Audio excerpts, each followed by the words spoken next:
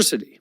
Okay, so then you could imagine, well, you can certainly imagine online lecture courses. And you could say, well, the fact that they can be delivered on a large scale very inexpensively is a virtue. You can bring the knowledge to a very large number of people at a low cost, so why not do that? And so that's half the university. And then you could say, well, imagine that you generated the system of universal tests, which is a possibility, and that means you could bring accreditation to everyone at a low cost as well. And that's that. The university's online. But that presumes that you know what the university is, and you don't. Because, well, here's some other things the university is. An excuse for a credible excuse that's socially sanctioned for young people who have not yet established a career goal to adopt an identity of upward striving for 4 years away from their parents while they meet a new group of friends. Like, that might be 90% of the university for all we know, because it's certainly, for me, for example, when I went to college, I left home when I was 17, and I left this small town I had grown up in, and in many ways, I left the peers that I had been associating with. Now, a couple of them came to college with me, so I had a toehold there. But I made an entirely different group of friends, and they were friends whose goals were quite radically different from the friends that I, let's say, in some sense, left behind. Well, the reformulation of my peer network might have been the most important part of the first part of my education. Now, I was fortunate at this place. It was called Grand Prairie College. I had 7 professors, 7, which is really good, who really loved to teach. And so I also learned a lot in the formal sense. But while I was doing that, I was also negotiating, well, how much partying do you actually do? Because 0 isn't the right amount. But every goddamn night till 3 in the morning isn't the right amount either, because you have to balance that in some sense with practicality and upward striving. And so, and how do I live with other people, my roommates? So I had one roommate who's a really good friend of mine still, and he walked 1,000 miles with me this year when I was ill, literally.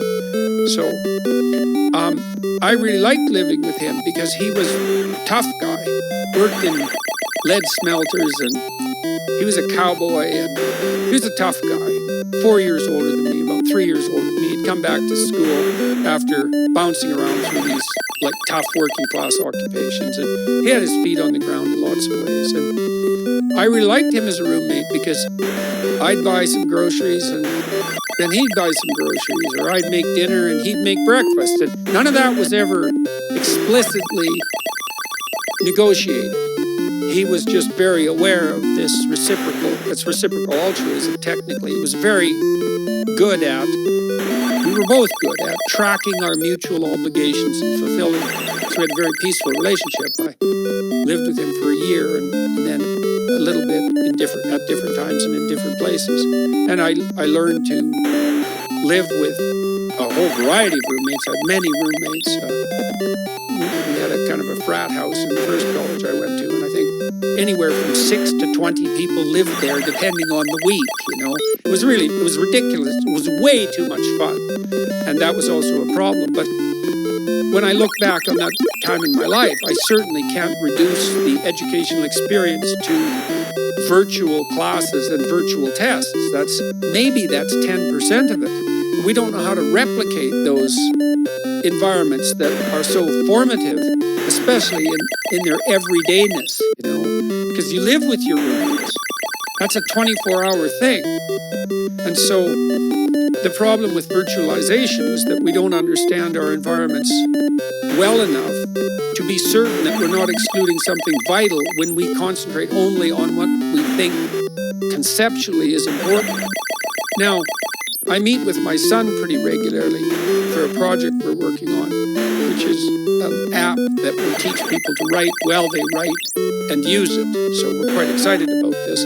But I meet with him virtually once a week. And it's actually very efficient. He's on the screen. We can see our project in front of us. We can do mutual editing of some of the underlying material, educational material. There's a real place for it. And I have a cottage up north in Toronto where we've set up a studio like your studio here, although it's quite as impressive. But I can have him interview and discussion with anyone, anywhere in the world, even in a foreign language. And that's like unbelievably remarkable. But that doesn't mean that we know how to virtualize reality or that we should flee into it, right? And these new technologies, they're unbelievably radical and they're very hard to master. And so we all have to be careful and try to keep our feet on the ground to some degree when we're using them. So for example, now, I've really only figured this out in the last 3 months. I get up and I do a series of exercises that my wife taught me that are based in the Kundalini yoga tradition. That's real helpful. Flexibility and breathing exercises. That reduces my anxiety during the day, I would say about 25%. And then I try to reserve some time either for writing or I'm working on a number of artistic projects. And so I'm going to do one or those for a couple hours in the morning and then maybe a walk or something with my wife. Breakfast during all this.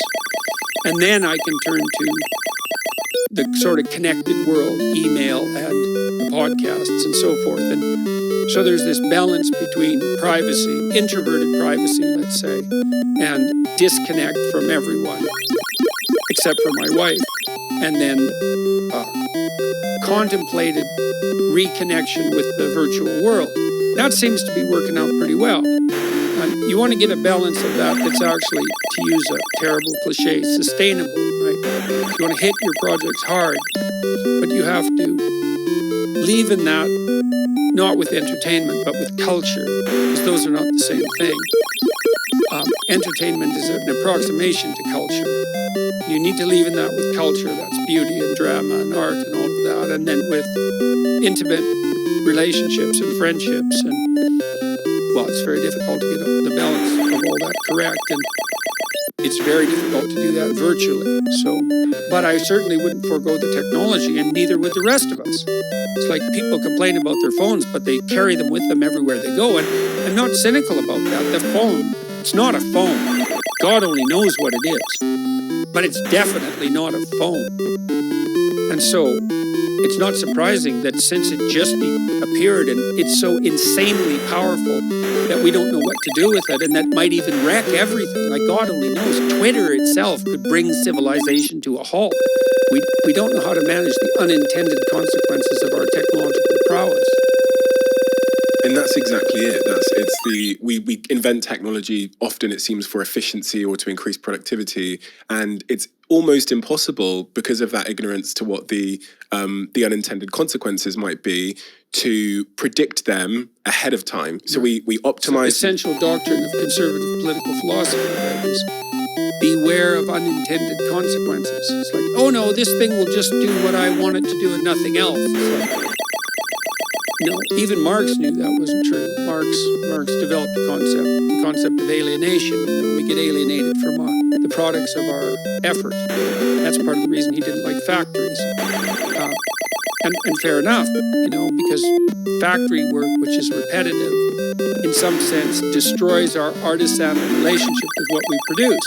Now, the problem with Marx's analysis is that, yeah, but it's pretty damn efficient and it lifts people out of absolute poverty really quickly. So, but that doesn't mean that, and existential philosophers after Marx developed the concept of alienation to quite a high degree. And technology does alienate us because of its artificiality and its coldness and its mechanistic nature, all of that. And, well, we have to contend with that wisely. And then you ask, well, how do you contend with things wisely? And I would say, well, don't pollute your thoughts with deceit. You compromise your own wisdom. How are you going to make not intelligent decisions, wise decisions? That's why you shouldn't lie. It's like you're warping the mechanism that orients you in the world. Do you really want to do that? This is a brutal world, man. And I've seen this in my clinical practice. People whose houses are built on foundations of sand, and the wind starts to blow and the floods start to rise, and they are in such trouble. Such trouble. If you're lucky and something terrible comes your way, and you're reasonably honest and your relationships are in good order, maybe you won't end up in hell. And I mean hell. I don't mean death. There's lots of situations you can get yourself in where death would be far preferable to what you're